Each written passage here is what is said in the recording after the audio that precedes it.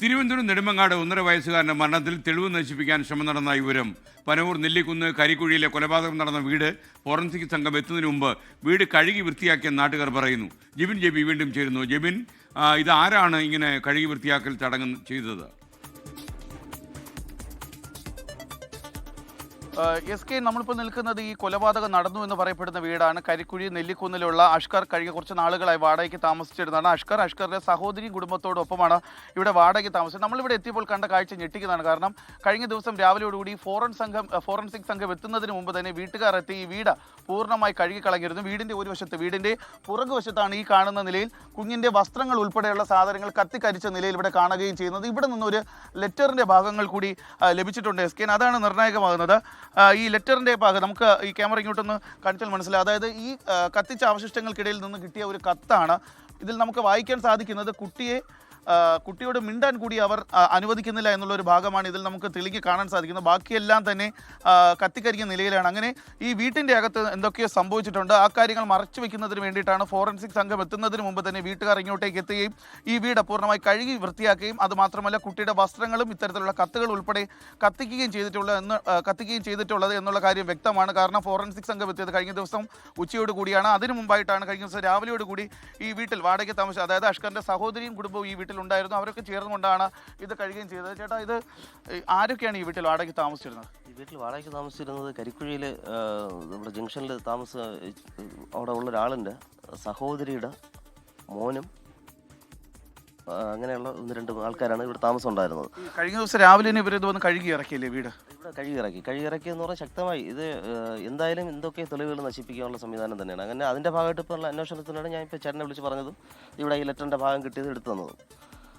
അത് തന്നെയാണ്. ഈ നാട്ടുകാരാണ് ഇപ്പോൾ ഈ വീടിന്റെ പരിസരത്ത് ഇത്തരത്തിലൊരു തിരച്ചിൽ നടത്തിയത്. കാരണം ഇവിടെ എത്തിയപ്പോൾ ഈ വീട് അടങ്ങി കിടക്കുകയാണ്. പക്ഷേ വീട് പൂർണ്ണമായി കഴുകിയിരുന്നു. അങ്ങനെ ഈ വീടിന്റെ വശങ്ങളിലേക്ക് തിരക്കിയ സമയത്താണ് ആദ്യം ഒരു ഘട്ടത്തിൽ ഒരു സ്ഥലത്ത് വീടിന്റെ മുൻവശത്ത് ഈ കുഞ്ഞിന്റെ പ്ലാസ്റ്ററുകൾ ഇളക്കിയിട്ട നിലയിൽ കണ്ടെത്തി. അതായത് കുഞ്ഞിന്റെ ഇരു കൈകളും ഒടിഞ്ഞു എന്ന് പറഞ്ഞ ആശുപത്രിയിൽ കൊണ്ടുപോവുകയും സൈക്കിളിൽ നിന്ന് വീണു എന്ന് പറഞ്ഞാണ് കൊണ്ടുപോയത്. പക്ഷേ അന്ന് തന്നെ നാട്ടുകാർ അസ്വാഭാവികത പ്രകടിപ്പിച്ചിരുന്നു. കാരണം 2 കൈകൾ ഒടിഞ്ഞ കുഞ്ഞിന്റെ കയ്യിലോ തലയിലോ മറ്റ് ശരീരത്തിന്റെ ഭാഗങ്ങളിലോ ഒന്നും തന്നെ അന്ന് മറ്റ് മുറിപ്പാടുകളില്ലായിരുന്നു. പക്ഷേ മെഡിക്കൽ കോളേജ് എത്തിച്ച കുട്ടിയുടെ 2 കൈകളിലുമാണ് അന്ന് ഒടിവുണ്ടായി പ്ലാസ്റ്റർ ഇട്ടിരുന്നത്. അത് ഈ 2 കൈകളിലും ഒടിവുണ്ടായി കഴിയാൻ നമുക്കറിയാം പ്ലാസ്റ്റർ എത്ര നാൾ ഇടേണ്ടി വരുമെന്ന്. പക്ഷേ ആ കുഞ്ഞിൻ്റെ പ്ലാസ്റ്ററുകൾ പോലും ഈ വീടിൻ്റെ വശത്ത്, അതായത് ആശുപത്രിയിൽ പോലും കൊണ്ടുപോകാതെ ഈ കുഞ്ഞിനെ വീട്ടിൽ വെച്ച് തന്നെ ഈ കുഞ്ഞിൻ്റെ പ്ലാസ്റ്ററുകൾ ഇളക്കി മാറ്റിയിരുന്നു എന്നുള്ളതിൻ്റെ തെളിവുകൾ കൂടി നമുക്ക് ഇങ്ങോട്ടേക്ക് കാണാം.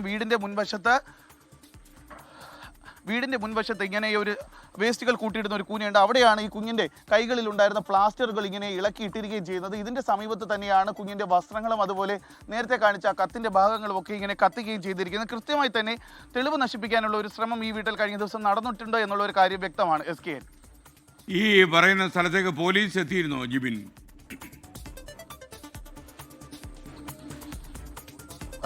ചേട്ടാ, പോലീസ് ഈ വീട്ടിൽ പരിശോധനയ്ക്കായി എന്തെങ്കിലും എത്തിയിട്ടുണ്ടായിരുന്നു?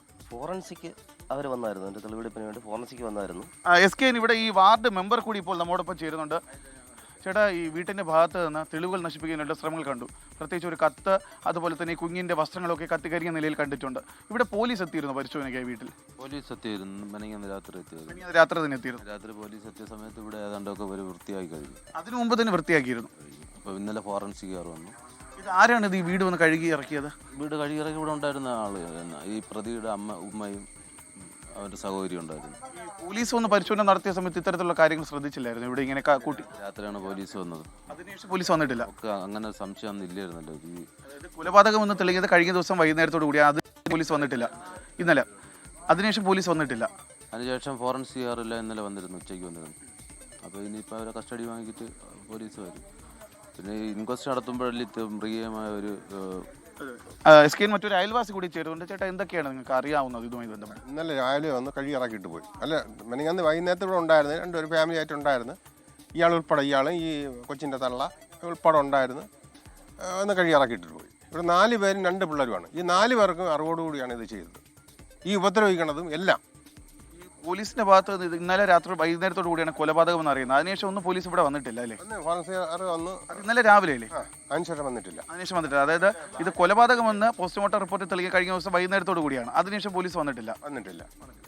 SK അത് തന്നെയാണ്. കാരണം ഇത് ഇങ്ങനെ ഒരു സംഭവം ഉണ്ടാകുന്ന 2 ദിവസം മുമ്പാണ്. 2 ദിവസം മുമ്പ് രാത്രിയാണ് കുട്ടിയുടെ തൊണ്ടയിൽ ഭക്ഷണം കുടുങ്ങിയെന്ന് പറഞ്ഞ് ആശുപത്രിയിലേക്ക് കൊണ്ടുപോയി ആംബുലൻസ് വിളിച്ച് കൊണ്ടുപോവുകയും ചെയ്യുന്നത്. ആ ഘട്ടത്തിൽ പോലും എന്താണ് കുഞ്ഞിന് സംഭവിച്ചതെന്ന് നാട്ടുകാരോട് പോലും പറഞ്ഞിരുന്നില്ല. കഴിഞ്ഞ ദിവസം രാത്രിയോട് കൂടിയാണ് ഇത് ഒരു കൊലപാതകമാണ് എന്നുള്ള കാര്യം തെളിയുന്നത്. കാരണം പോസ്റ്റ്മോർട്ടം റിപ്പോർട്ടിലാണ് ഇതൊരു കൊലപാതകമാണെന്നുള്ള കാര്യം വ്യക്തമാവുകയും ചെയ്ത് ആദ്യഘട്ടത്തിൽ ഇൻക്വസ്റ്റ് റിപ്പോർട്ട് കഴിഞ്ഞ ദിവസം ഉച്ചയ്ക്ക് വന്ന സമയത്താണ് കൊലപാതകത്തിൻ്റെതായ ഒരു സംശയമെന്ന്. കാരണം കുഞ്ഞിൻ്റെ ശരീരത്തിലുണ്ടായിരുന്ന വലിയ രീതിയിലുള്ള മുറിപ്പാടുകൾ അതൊക്കെ ഇതൊരു കൊലപാതകത്തിലേക്ക് ആണ് നയിച്ചിരിക്കുക, കൊലപാതകമാണെന്നുള്ള ഒരു നിഗമനത്തിലേക്ക് എത്തിയിരുന്നു. പക്ഷേ കഴിഞ്ഞ ദിവസം രാത്രിയോട് കൂടി വന്ന പോസ്റ്റ്മോർട്ടം റിപ്പോർട്ടാണ് ഇതൊരു കൊലപാതകമാണെന്ന് തെളിയിക്കുകയും ചെയ്തത്. പക്ഷേ അതിനുശേഷം ഇതുവരെയും പോലീസ് ഈ വീട്ടിലോട്ട് എത്തുകയോ ഒരു പരിശോധനയോ നടത്തിയിട്ടില്ല. കുഞ്ഞ് ആശുപത്രിയിൽ വെച്ച് മരണം സംഭവിച്ച ദിവസം രാത്രി മാത്രമാണ് പോലീസ് ഇവിടെ പരിശോധനയ്ക്ക് എത്തിയത്. അതിനുശേഷം കഴിഞ്ഞ ദിവസം ഉച്ചയോടുകൂടി ഫോറൻസിക് സംഘവും വന്ന് പരിശോധന നടത്തിയിരുന്നു. ആ സമയത്തൊന്നും തന്നെ ഇതൊരു കൊലപാതകമാണെന്ന് തെളിഞ്ഞിരുന്നില്ല. പക്ഷേ കഴിഞ്ഞ ദിവസം രാത്രിയോടുകൂടി പോസ്റ്റ്മോർട്ടം റിപ്പോർട്ടിൽ ഇതൊരു കൊലപാതകമാണെന്ന് വ്യക്തമാവുകയും ചെയ്തിട്ടുണ്ട്. പക്ഷേ അത് കഴിഞ്ഞ് ഇതുവരെയും പോലീസ് ഈ വീട്ടിൽ വന്ന് പരിശോധന നടത്തിയിട്ടില്ല. പക്ഷേ നമ്മൾ ഈ കണ്ട കാഴ്ചകൾ, അത് നാട്ടുകാർ നമ്മൾ കാണിച്ച കാര്യങ്ങൾ എന്ന് പറയുന്നത്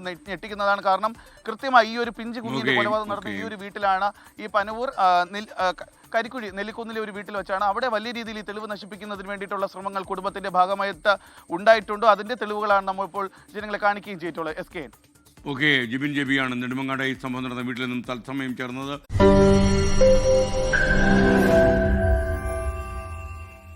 ലോകത്തെവിടെയായാലും ഏത് സമയത്തും 24 വാർത്തകളും ഓഗ്മെന്റഡ് റിയാലിറ്റി പാക്കേജുകളും എക്സ്പ്ലെയിനറുകളും വിശദമായി കാണാൻ ഞങ്ങളുടെ YouTube ചാനൽ നിങ്ങൾക്ക് സബ്സ്ക്രൈബ് ചെയ്യാം.